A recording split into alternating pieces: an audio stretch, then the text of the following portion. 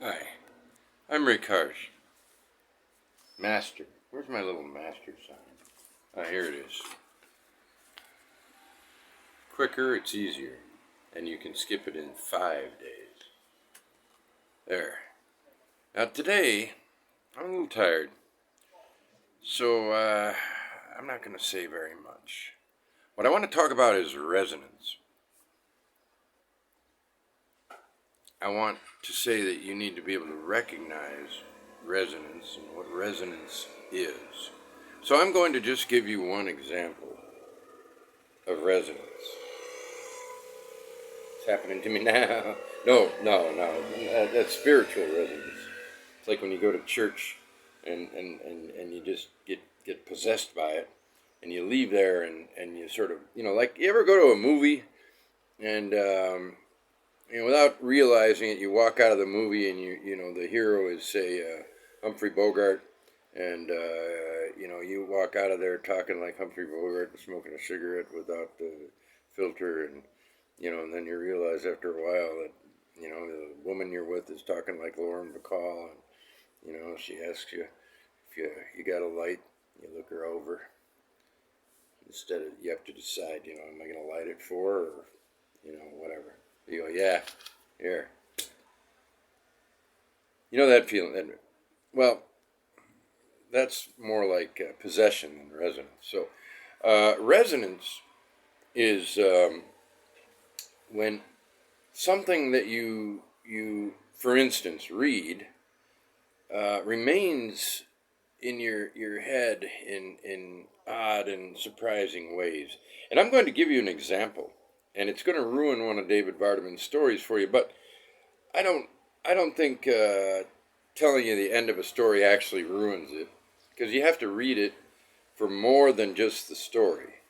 So in Angel of Sodom, I think you can read it back. I don't know if it looks like it's backwards to me, so I should turn it around, right? In Angel of Sodom, there's a story called Stromboli. It's an absurdist tale of two women on who are on a cruise are talking. One of them's talking about the movie Stromboli with Ingrid Bergman, and that's Mrs. Winborn. The other one's Mrs. Gong. And, well, they have an odd conversation. At one point, well, and Stromboli is, by the way, as they're going by, it's blowing its top, and there are various funny incidents and sentences and descriptions based on that, like people fleeing the island, and the two ladies talking about what to do, and what if they're just coming here to sell stuff, and one of them says, Mrs. Winborn says, this, if it's this, buy it for me, but if it's this, I don't know, forget it. Anyway, at some point, an actual round, flaming rock hits the recliner that Gong was on, and but had gotten off, and it had been prophesied. Winborn, at the end of the story, Winborn is back by the rock, thinking, "Oh, that'd be a nice souvenir. Kind of heavy, but it's perfectly round, and it's the size of a bowling ball." So she determines to have 3 holes drilled into it, and she's going to have a volcanic or a lavaic bowling ball. And well, that's how the story ends, and why it ends there, and how that. Read the story or don't. Okay. So now today I'm reading The Brunest Day of Wrath by Robert Coover, and they're listing stuff on Tommy's shelves, and where is it? Anyway, they get to a bowling ball, and I'm a little tired, and so, oh yeah, the bowling ball. the one from the volcano. That's resonance.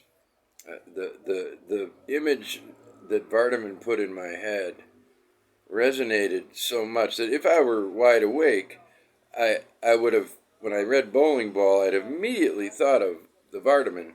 But in this case, being a little tired and caught off guard, I'm reading the Brunus Day of Wrath, and a bowling ball is mentioned, and I'm thinking of wait a minute, earlier and then after 2 seconds, 3 seconds, I realized my mistake, but it made me think of resonance. So when Joyce Carol Oates tells you, I'm learning to do her voice for my recordings. True power of right. No, let's do the enemy. The enemy of good writing is not. I don't remember what it's not, but what it is no. The enemy of good writing is interruption. One of the dumbest things a writing teacher could ever say. Because, life is all about, you are an interruption. The world was getting along just fine till you got here. And now look at it. It's got to accommodate you. I mean, interruption is life. Just like chaos is, and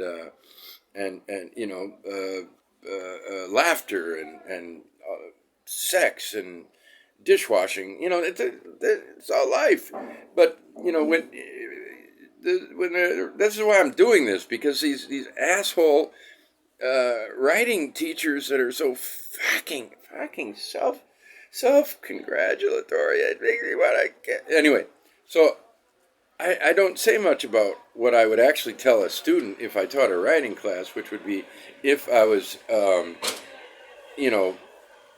marched into a classroom under assault rifle, and my family was being held hostage, I'd give it a shot. But the kind of thing I would say is very, very vague and abstract, and something you'd have to feel, like resonance. And I think the best way to teach resonance would be to walk into a classroom, write on the board, resonance. Okay, I'll see you next week. You can stay or go, but I think resonance is an important part of literature. That's your lesson.